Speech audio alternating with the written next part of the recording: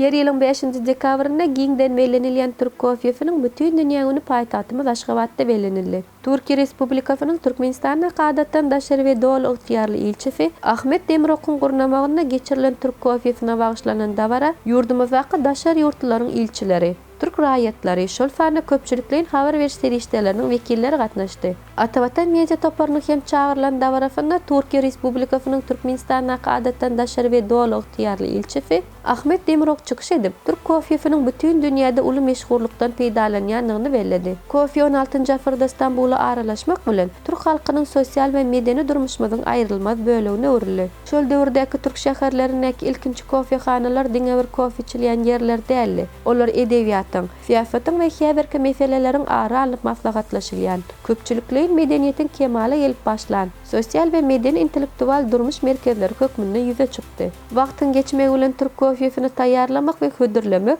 dep desury öýde mihman kabul etmekden maşgala ýygnaklaryna, sawçylykda kofe hödürlemek ýaly depler bilen baýlaşyp, günnelik durmuşymyzyň ähli uğurlaryna aralaşdy. Türk kofe hormatyň, dostluq we birek-birege ynamyň nişany öwrüli diýip ilçi belledi. Şeýlehem ilçi Ahmet Demirok 2013-nji ýylda Türk kofe medeniýeti we dep desurynyň UNESCO-nyň maddi däl medeni mirasynyň sanawyna goşulandygyny bellep, Türk kofesynyň taryhy Ýewropa kofe medeniýetiniň taryhy bilen hem ýakynan baglanşyklydygyny aýtdy.